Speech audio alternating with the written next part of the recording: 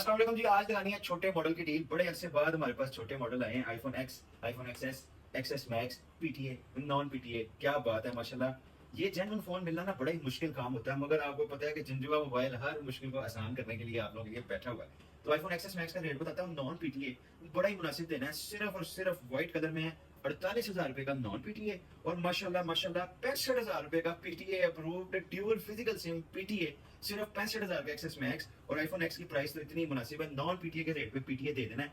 आपको बताऊं कितने का मिलेगा? सिर्फ 45,000 रुपए का आईफोन एक्स पीटीए अप्रूव्ड। लूट लें मेला, मजे लें और आ जाए झंझुआ मोबाइल पे।